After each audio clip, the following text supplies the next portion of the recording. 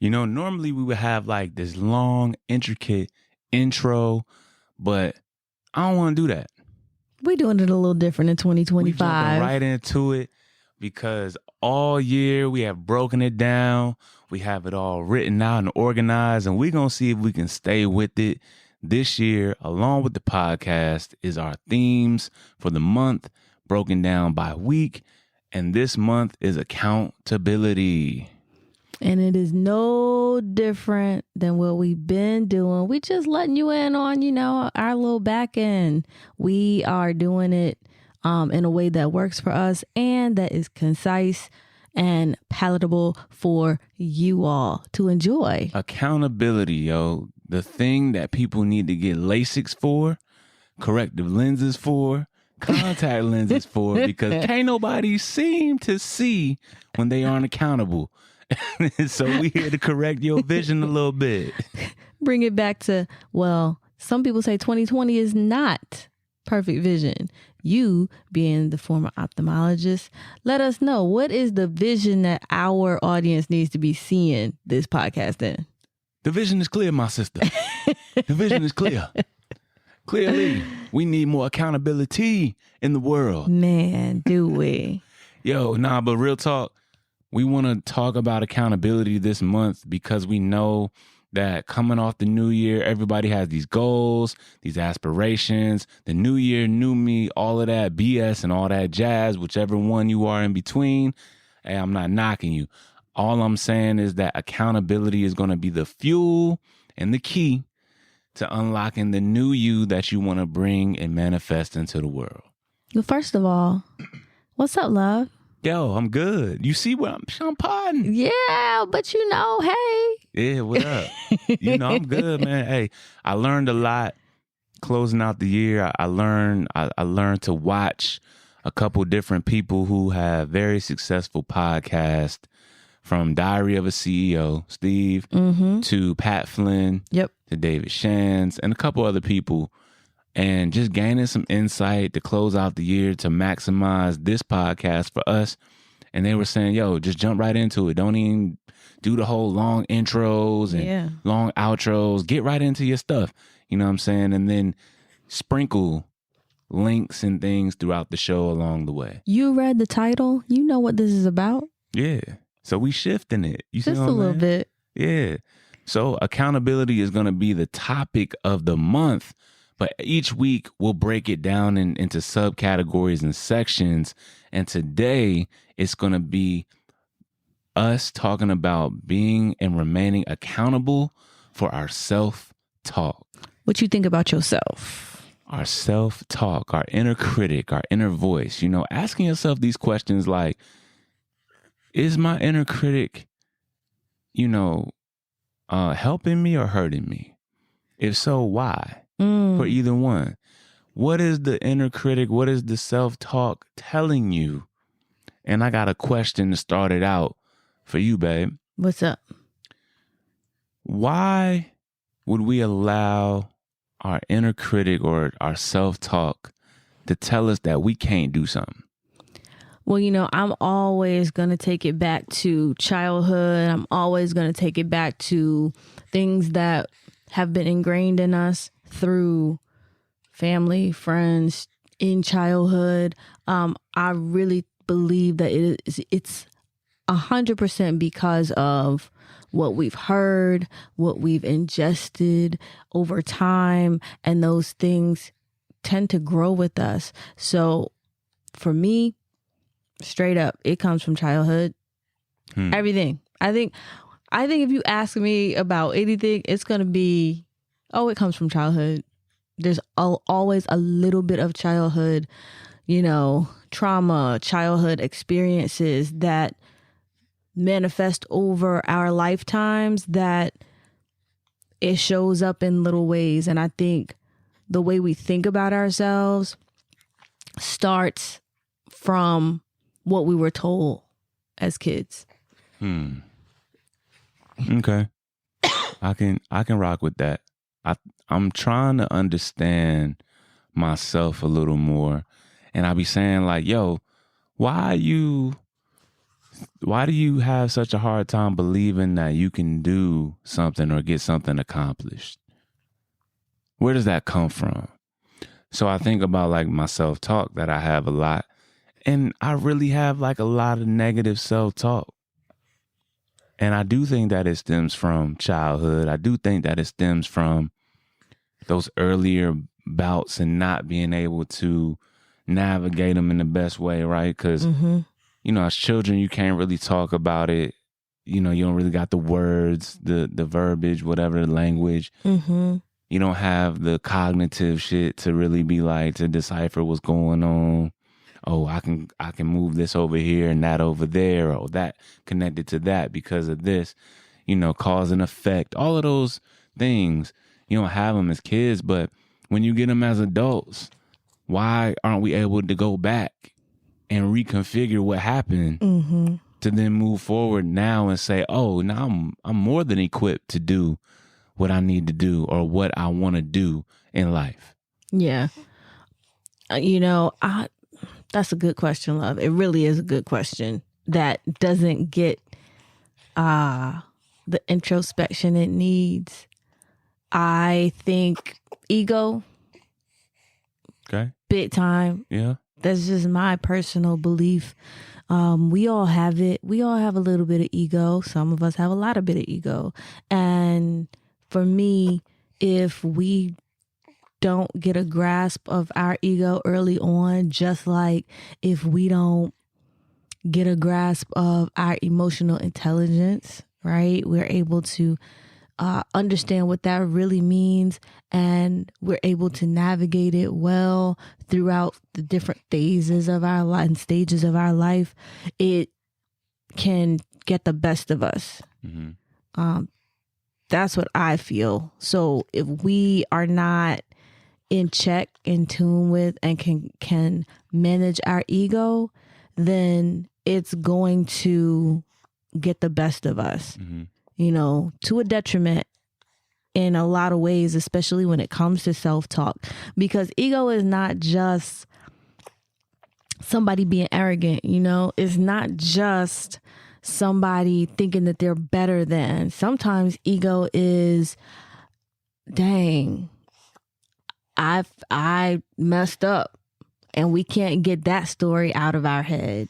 Why we messed up, we come up with all the scenarios, and we're telling ourselves all the stories about why we messed up. It can be, ego can be, as much as it can be arrogance, it can be very self-deprecating too. And that's not good for anybody. I like to think that the ego is like the old-timey referee of the game. Wait, what? So let's take basketball. Uh-huh. Our ego is like the old school ref, the old ref who been refereeing for a long time. Mm-hmm. And then now you got like these newer players that are coming in, so newer ideas. Yeah. They're used to seeing the old way of stuff and how the sport was when it started. Mm-hmm. And now you got these newer players, faster, stronger, taller, more equipped, more athletic, more skill, Yeah. more skills in their bag, that they're able to maneuver around within the fundamentals and the rules more than the old school players. And so now this old school ref is like, you can't do that.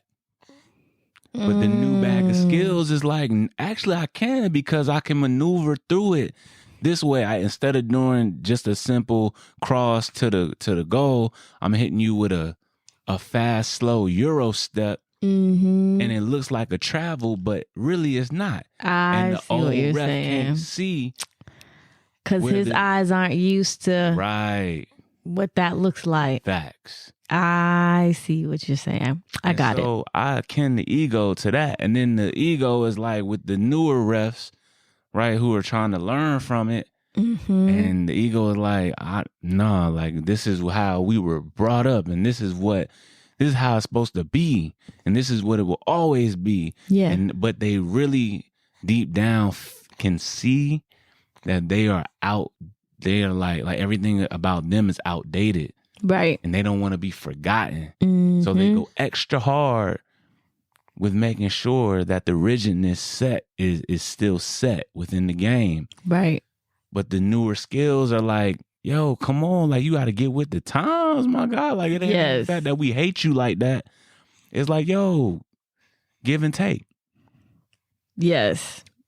And you're absolutely right. Yeah, you know what I mean? And so I think if we can really get with ourselves and have that conversation with ourselves, you know what I mean, sit down and see why we keep continuing a narrative that doesn't serve us. No matter what you did, right? Like, but why we continue to be so negative towards ourselves. Yeah. You know what I'm saying? Yeah. Because I believe that high level thinkers, high impact individuals have self-talk that is like out of this world positive for them. You know?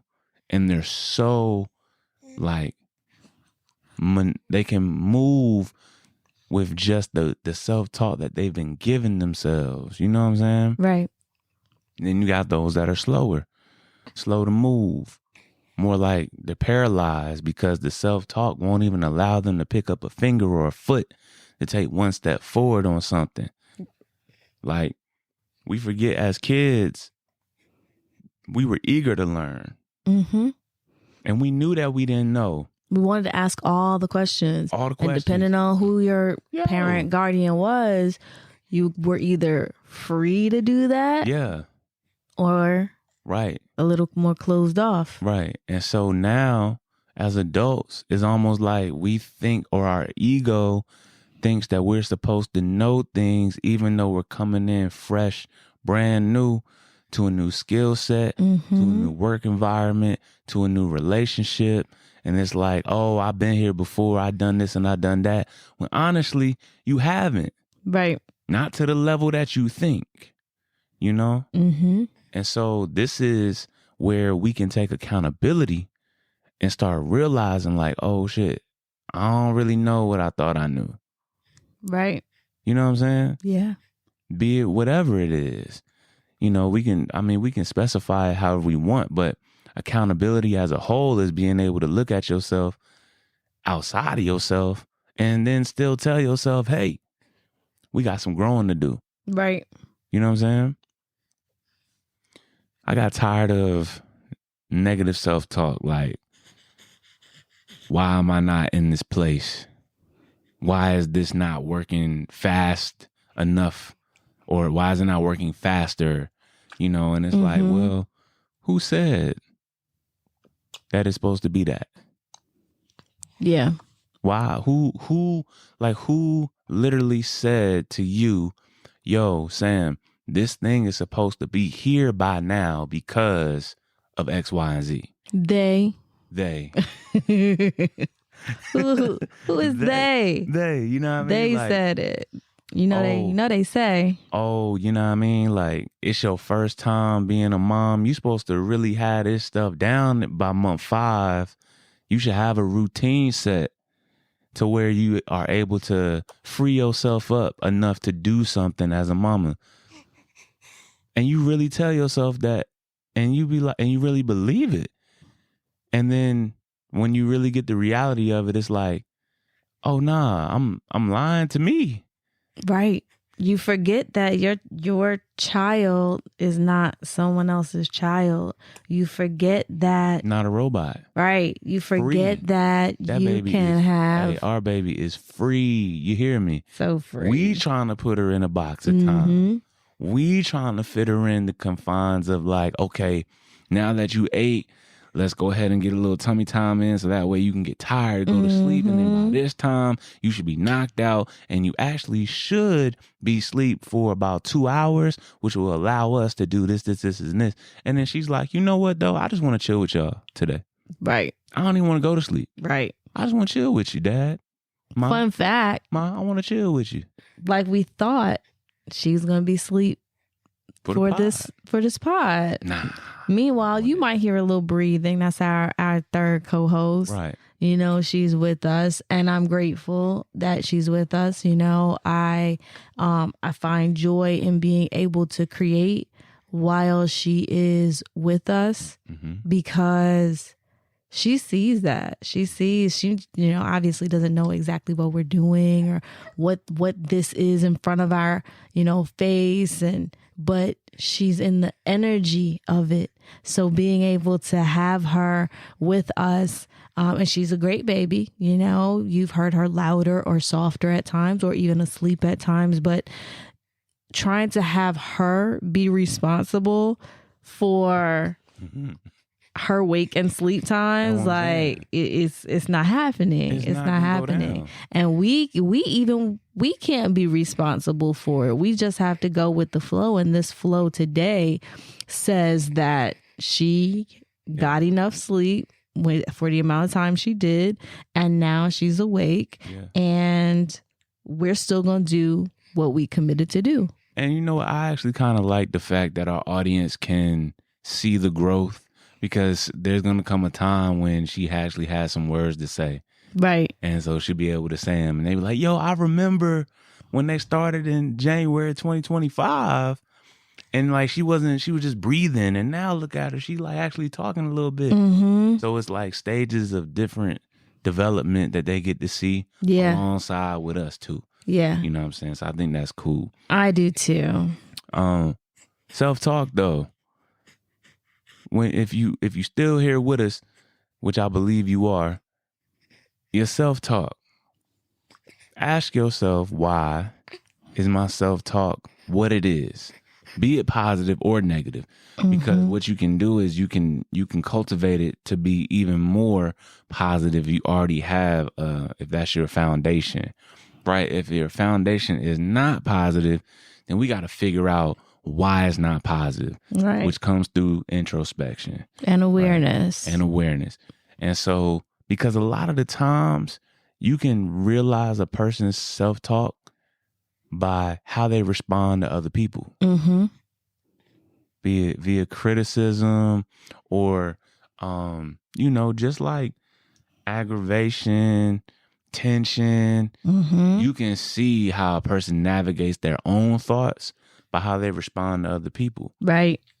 You know, if you're quick to get upset, it's because you silence yourself so fast because you don't really know how to talk to yourself yet. Right. So you're not trying to hear another person either. If you can't hear yourself, why would you want to hear somebody else? Exactly. It's so crazy. I was going through my stories on IG. Okay. And it was just scroll out, you know, they cycle through, and I don't know whose page it was, but I literally saw that quote, like something to the effect of that quote, where the person, like, they typed it. I think it was a woman. She typed it. It was like, you know, you'll know how a person is by the way that they speak to others, but you'll know them even more by the way that they respond to others and how they respond to themselves. Right. And I don't know if we both follow this person and I saw it. I don't know, but I know that I saw that earlier today, and it was like, wow, that is so true. When you do not have the awareness that, oh man, I'm being very critical of myself. Maybe that's why I'm being so critical of this person that, you know, I'm in dialogue with. It's definitely a lesson in self-awareness and being responsible for what that looks like, being responsible for how you treat yourself and and as a result, how you treat others. For sure. Yeah. For sure. Because I know my inner critic, crazy, rigid, you know, astute, all of them things like a motherfucking college professor. And so I was so rigid and really wouldn't give people grace in times where probably grace was needed. Always feeling like, always taking things personal. Yep. and not really dissecting and taking situations as isolated incidents, Yeah. just making things a string, right? And a thread of time when really like things should have been broken down. Like think about us in the beginning, a lot of the times that we butt heads because I was just like, yo, nah, man, like you got me tripping. You must think I'm stupid or something. Like, you know what I'm saying? And I look at that and I ask myself throughout the years, like, yo, what is that? Why do you not want to understand more? Why do you not want to have compassion? And it came from a hurt place. And it's like, well, bro, you ain't 5. You're a grown man. Like you can protect yourself. It's okay. Yeah. If you hear something that you may or may not be ready for, but you're well equipped to hear whatever you got to hear to then make a decision. Yeah. I think it's like, for me, I ain't really want to have to, I didn't want the information because then it was like, I have to make a decision. If I keep myself in the dark on some shit, or if we just stay mad, it's like we ain't got to really move nowhere. We don't got to grow. Right. You know what I'm saying? Right. And having that negative self-talk, that inner critic that's just so like ball and chain, you know, I forget what the dudes call in the circus when he get to whip the animals. You know, it's like, it's one way. Oh, the ringmaster. Yeah, the ringmaster. It's like, yo, that ain't life. You know what I'm saying? And people come from all walks of life and have experienced all different phases and stages. And they may know more than you, bro. They may not know more than you, dog. But regardless of if they do or don't, you should be able to have the compassion to sit down and assess what's going on, especially if you claim that you love this person. Right. And really, you know, it's about honoring and respecting the differences. Like you said, it doesn't have to be somebody's better than, somebody's higher than, somebody's superior, inferior. It's just respecting the differences. And what are you going to say, oh, you know, I jive with this. This is something I can work with. Or respecting your boundaries and saying, you know, I don't jive with this. This is not something I would like to involve myself in or have to deal with throughout said period of time. Yeah. I think that's very important because when we look at the better than, less than, higher than, superior, good and bad, it tends to focus on the negative belief, the negative belief. And we're not challenging those negative beliefs by looking at the other side. Yeah. Where we get so focused on, you know, the speck that we forget about the whole log. Yeah. And I think that is very, very important when it comes to taking responsibility, being accountable for your self-talk.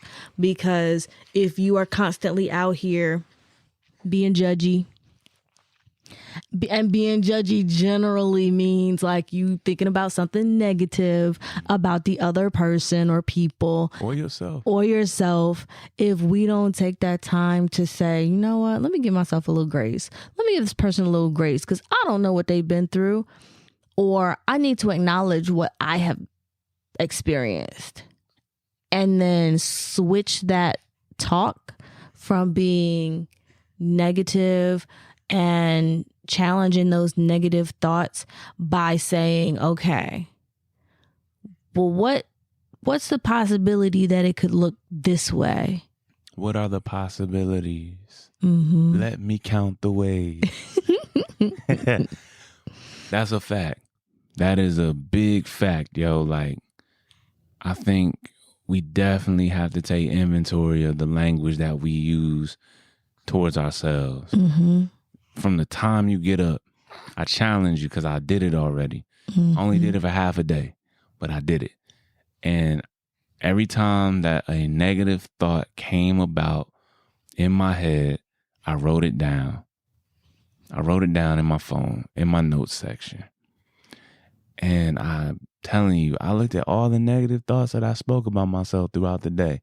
It's something as simple as like, nah, that fit right there ain't gonna work today. Like they gonna think that ain't fly enough. And it's like, firstly, who's they? But secondly, it's like, bruh, what are you doing? You know what I'm saying? Like, what are you really doing? Yo, you walking crazy right now, my guy. Like, what's going on, bro? Like, you looking real unattractive.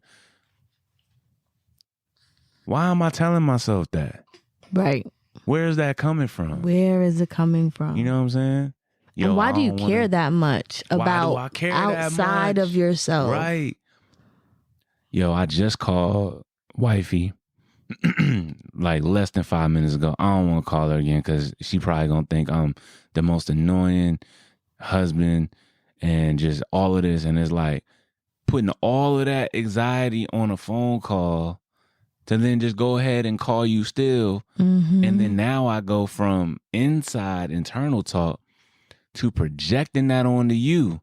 Right. And now I'm looking for the tone to switch to then reaffirm what I've been projected onto you, and you have no idea what's going on at all. Right. Because I'm just answering the phone. And then you like, what's your problem? My problem is the fact that I know that you annoyed with me calling again, and you like, but that I don't got none of that going on. Right. Right. How many times have you said that too? Like, you feel me? You probably tired of me calling. No, it's fine. And that's what I'm saying. So if you're dealing with a lot of these things on your own, or if you are just now getting that aha moment, that light bulb moment, like, yo, I do that too. Like, hold up, man, y'all on to something. I'm telling you, take inventory of your self-talk, of your inner critic, of your inner voice. Yeah. Because for one, let's switch lanes real quick. Let's flip it to a positive. For one, I never knew that there was like a huge percentage of the world that don't have inner monologue. Yeah. They can't hear nothing in their head. They can't hear a voice. How do you not hear a voice in your head? Do you hear your voice? Me? Yeah. Okay, I hear multiple voices. So like, you're not crazy, y'all. No, not like that. Like if I'm talking to myself, I hear my voice. Yeah. Right? If I'm reading a text message from someone else, it's their voice that I'm hearing talking to me. Yeah. If I'm reading a book, my brain, if I don't know how that person sounds, that author sounds, it comes up with the voice automatically on how that person would sound. Yeah. So I've never heard this person talk, and I'm assuming this is how they would sound. Then if I meet them and they don't sound like that, I'm like, yo, you tripping. You're not supposed to sound like how you sound. You see what I'm saying? So that's what I mean by multiple voices. Yeah. You know? Yeah. Sometimes when I read a book, it'll be a woman reading back to me. Okay. Yeah. And actually, what I've done too, and I ask people to do this as well, is when you're reading anything, right, you got to challenge how you feel when you're reading it. So what I started doing is recognizing that I'm reading whatever self-help, self-improvement, whatever dialogue, right, whatever literature I'm reading, my fault. I'm reading this from a low place right now. Let me see what it would feel like if I was reading it from a different state. Yeah. And it'd be a different voice. And it'd be a more upbeat voice, a lighter voice. Right? And the words are now, I'm more so like bouncing through the pages. Yeah. Versus like dragging through the pages. But this is just me though. Yeah. You know, there may be other people who might experience that and know it.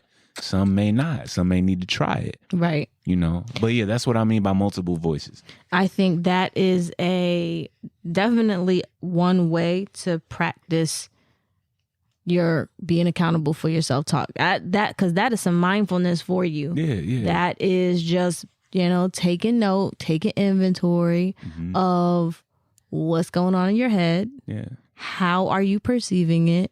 What is the new way you can perceive it? Yeah. Like, yo, you're extra bubbly, right? I love that about you. I've always admired that. One of the main reasons why I was attracted to you in the beginning was just how bubbly your personality is. Like, you're so bouncy, and which probably equated to you being so good in high jump, right? Because, your personality is bouncy, so you got to bounce to your Long step. jump, love. Long jump, triple jump. I mean, not high jump. I meant triple jump and long jump. Bouncy. Yes. Right? Yes. So the way that you could bounce through conversation was very cool, very attractive, because I always conditioned myself to be smooth. So it's like glass, so everything had to just come off very like, chill and just even keeled. But then it made things feel mundane, like I couldn't put no personality into it, no caveat in nothing, no charisma in nothing. Yeah. You know what I'm saying? Just like, I don't want to be a smooth operator 24/7, yo. Yeah. You know what I'm saying? Yeah, you got to be upbeat about something. You got to be excited about something. But what I'm saying is my inner voice became that.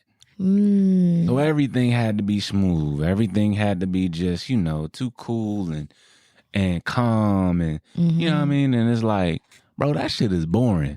Yeah. It's boring. There's a time and a place. Yes, there's a time and a place. There's a time and a place for it. And these are the things that I've learned about myself, so that way I'm able to address things in a different way. When you're managing multiple personalities, maybe within yourself, but also like within work, managing people's emotions, managing their creative abilities, and just putting them in the right position so that way they can maximize their creative abilities. Yeah. You learn so much so fast. Right.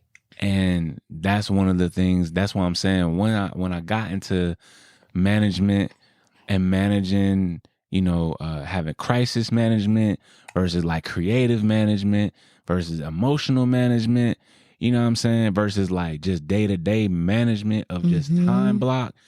Yo, it requires different frequencies. Yes. And different levels of input. Yes. And you don't have to give things the same amount of time or energy or motion or effort. When I conditioned myself to do that in the beginning. You know what I'm saying? And right. You get burnt the fuck out real quick. Right. But when your self-talk is a lot better, a lot more polished, and you understand where you're coming from, yo, it's almost like you don't run out of energy. Right. Because you learn how to harness it. You learn how to take what's given to you, and then like either like, it's almost like a superpower. Spin the block and turn it into something else and use it when you're a little down or you feeling a little confused, and then you mix that with truth. Right. Like telling the truth, man, you be like an energetic butterfly, social butterfly all the time. You know what I'm saying? So I know that's probably a lot for people, but that's the way that my mind processes things. That's the way that I've been able to process self-talk. Just as a creative individual, the self-talk is important. Yes. It's super important because it allows you to understand what you're giving someone else. I think that this is a great thing to note, that we've talked about it before, because these things matter, but you write a lot. Yeah. So you being able to reframe those thoughts, those negative thoughts, with reframing them with positive thoughts, reframing them with, sometimes it's as simple as, most times it's as simple as just taking the negative thought and writing the literal complete opposite, even if it's extreme. Yeah. Just to reframe those thoughts in your mind about what it is you're thinking. Who was that who said that? That black woman, she's so fire. Man, I can't think of her name, and I feel crazy right now because she was on a podcast too, and with the Caucasian gentleman, and he has like one of those personal development, self-improvement podcasts. Like maybe Lewis Howes. Maybe. I don't know the woman. Smooth face. He don't got no beard. I think so. Blue eyed dude. I think that might be Lewis Howes. Head, a little bit. Yeah. Like shaped head. Yeah.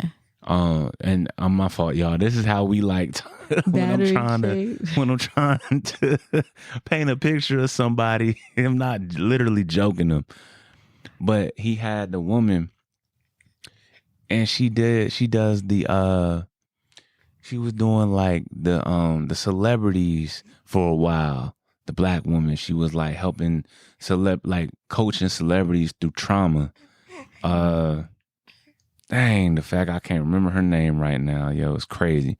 But she was talking about how when she would go through with her clients and how they had to write, like it would be like 8 or 9 pages of negative stuff. And then they would have to read it. And they said sometimes it would take like a day, or it would take more than a day. Yeah. Take like 3 days or 5 days. And then after that, then they put like a couple lines in between each thought. Yep. Then they got to write it down, the positive one. I know who you're talking about, because, so then you gotta write oh my gosh. Let me put this out for the people. So you write down the negative thought, all of them, in all areas of your life. Yo, from relationships to financial to love, loving yourself, loving somebody else. You know, whatever it is, you just writing it all out. And it's ain't verbatim. But I'm telling you, if I could just remember her name, shit. I'm going to look it up. And, okay, and so then once you write it all down, then you take the positive opposite and you write it underneath. And then for the next like 2 days, I think, you read both. So you read the negative and then you read the positive thought. Or like 3 to 5 days you do that. Then after like the 5th day or the 3rd day, you cross out the negative thought and then you just read the positive thought. And what that does is it conditions the mind to have the opposite positive for the negative. So then when the negative thought comes up in your mind, you automatically divert to the positive one. It's polar opposite. And then that way it keeps you in a better frequency, in a better mode, and you cultivate a better life. You got her name? Oh my gosh, I don't have, but I know exactly who you're talking about. Yvonne? No, man, I feel, I do not want to disrespect you. Oh my God. And I'm like, I should know your name off the top of my head. And I feel crazy that I don't. I do. It'll probably pop up towards the end of the show. Yes, you know it is. But that's one way, right, to develop better self-talk, is to go through and see why you got or see what you even have at your base floor. And going through that exercise. Man, if I could remember it, I'm telling you, I would drop her name so quick. I see her face in my head, and I can't. We're going to come up with it, but we're going to keep going, because Sakara, I think we need to give... Sakara? I think we need to give some more ways that we can continue to hold ourselves accountable and responsible for our self-talk. So we were talking about reframing. Yeah. So do that through writing, journaling, whatever floats your boat. Intentional writing and journaling, though. Yes. Like, not just writing, dog, because that's the thing. This is what it's really about, is the details. Mm-hmm. You got to be intentional and descriptive with this stuff, because the language has to get very descriptive. Mm-hmm. If you just being like, I'm mad, that's just the outer layer of the onion. That ain't what you really feeling. So if you don't have the language to describe what you're feeling, you definitely gonna be confused on what's going on. And you're not gonna gain understanding. Right. Baby girl wants to get her little voice in here for a couple of minutes. Right. One thing that I found when I saw what we were talking about today is something called cognitive restructuring. So you may have seen this also in, doing research. I like to do at least a little bit of research for each of the topics we talk about. But cognitive restructuring, this is another way that we can take responsibility for our own self-talk, thereby helping us speak to others better. So cognitive restructuring is challenging your negative thoughts by asking yourself if they are based on evidence and then replacing them with more realistic thinking. So in layman's terms, is this even real? Like, what is this based on? Is this based on something internally, or is it based on something externally? Does it say that it's normally based on like the past experience that's similar? No, this piece of information that I found was just, it's like making ourselves accountable for our own feelings. Like, is this something that I made up? Is this something that someone else said to me? Mm-hmm. Is there evidence for this thought? Got you. And then taking that and then making it more realistic, turning it into something that is actually going on in your life. For sure. I love that. I thought that was pretty dope to keep in mind as a tool to use for keeping ourselves aligned and aware of our self-talk. Is this even real? Mm-hmm. Who is they? And is this thing that I'm thinking about and believing even real? Yo, that's crazy, because you remember when we were reading the Kabbalion? Mm-hmm. Right? The 7 Hermetic Principles. Yes. And it talks about everything, all is mind, the universe is mental, right? Yep. And then it talks about how from this one thing spawns these 7 processes or these 7 other ideals dealing with the mind. And so when you become polarized on one end, on the negative side, there is an equal opposite. You have to know the language to understand it, and then you have to create the opposite thought, to then polarize on its opposite end to change it. Right. Right. So if I'm like, oh man, I'm a slob, and I keep reaffirming it in my head that I'm a slob, I have to, not only to get away from that frequency, I have to vibrate in such a way. First, I got to know what the opposite of a slob is. Right. And then not only know it, but not criticize it. Right. If I'm organized, I don't want to call myself a neat freak. I don't want to call myself OCD. Mm-hmm. I don't want to now chastise the positive mode that I'm trying to replace the negative with. Right.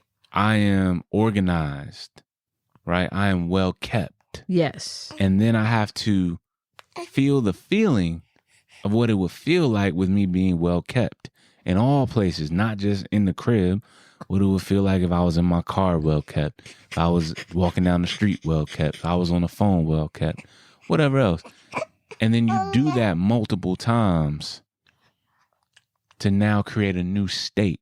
Mm-hmm. And it physically does things in your brain, but your mind is not the physical aspect, your brain is. Right.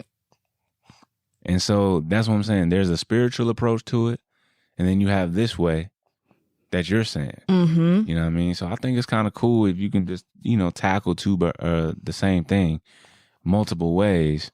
You know what I mean? Like, yeah. I think it's kind of dope. I don't really want to get too deep on it like that. with everybody yet. Right. We're just starting out, you know what I'm saying, this year. So oh my gosh, I am getting the biggest bout of brain fog with old girl. With man, I'm remembering telling you, who this woman. this is so bad. Because the name that keeps popping up is Iyanla, but it is not Iyanla.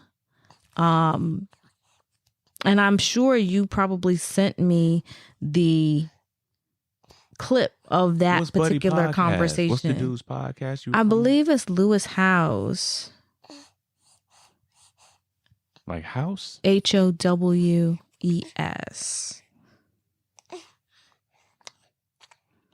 It is Lewis Howes. He That's does him. the School of Greatness. Yeah, School of Greatness podcast. That is the guy.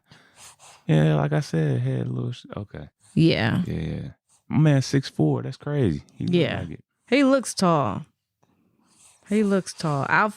I'm still diligently looking, but as we diligently look, another way that you can hold yourself accountable, because we're talking and we're having this conversation, but we also want to give you guys some actionable steps, because what is the podcast without getting some takeaways? Which, fun fact, love, my word of the year is action. Action. So I have in the past started a whole lot of stuff, but then I've allowed fear or imposter syndrome, fill in the blank thing, stop me from doing things that require big leaps and making things happen. And for whatever reason, I've stopped myself in some ways, not in all ways and not in everything. But I have decided that 2025 is the year that action becomes top tier, top priority, taking intentional action about, the things that I want to have happen. So yeah, we're taking action up in here. Self-talk, right? Mm-hmm. Lisa Nichols. Oh my gosh. Is that who it is? That's who it is. That is who it is. You are absolutely right. And she is a very dope speaker, dope motivational speaker. Lisa Nichols and Lewis Howes. So refreshing the conversation of what she taught, what she said to do. So you're writing down all of the negative thoughts that you can think of about yourself. Is that what you were saying? Yes. So you're writing down all of the things that you have thought about yourself that have been negative beliefs, all the things. And it might be hard. It might be a very big challenge, because now we're facing it. It's like, wait a minute, I don't want to read all of this stuff I just wrote. I don't want to think about these things I just wrote, because it makes you feel bad about yourself. But you have to do it. So once you write down all of the things that you have thought about yourself negatively, you have to then read those things. You have to go through and read each one of those things. Oh, no. It wasn't Lewis Howes. Dang. It wasn't? Was it Lewis Howes? This is crazy. I'm butchering these guys, and I feel wild.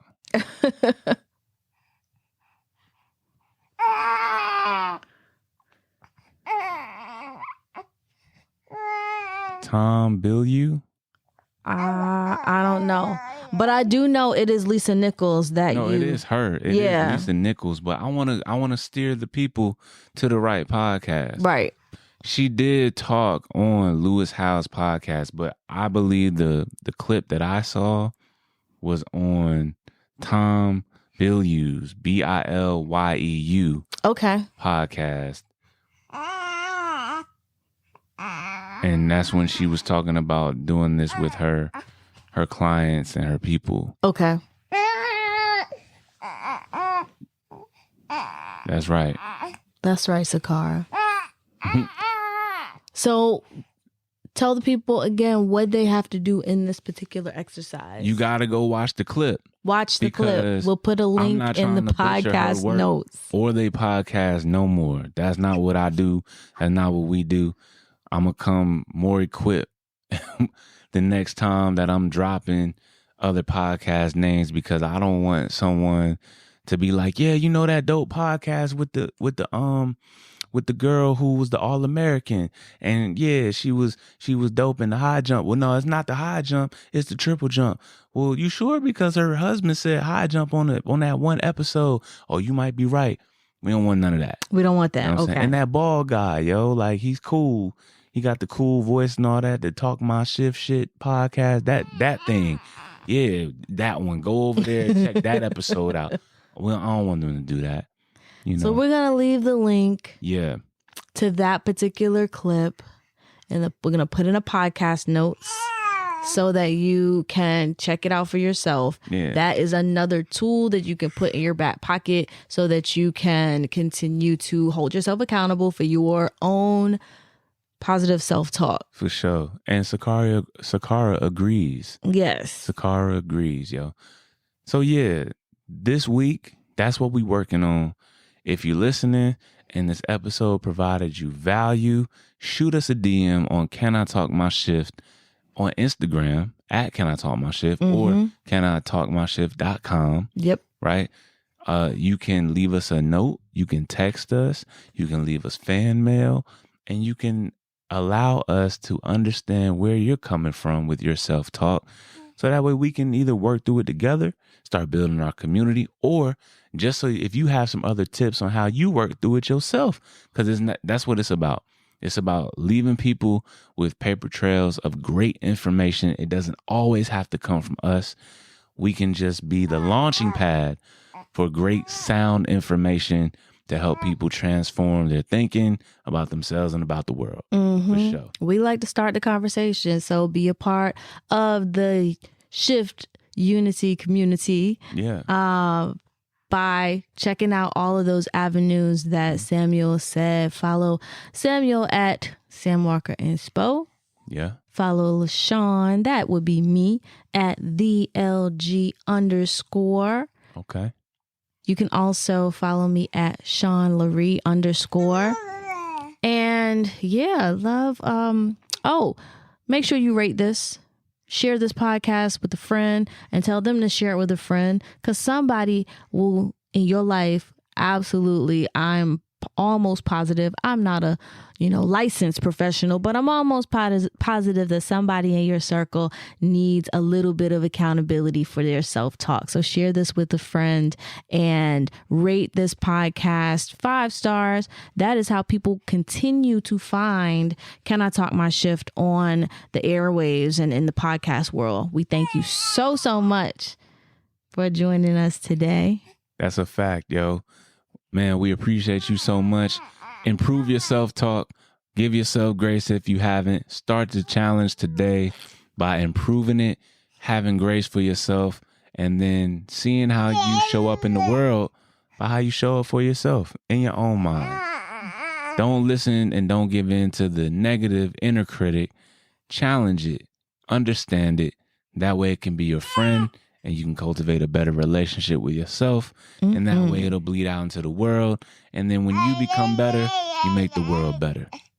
That's right. Just how we going to do it. We're going to leave it on that. Till the next episode, y'all. We'll holler.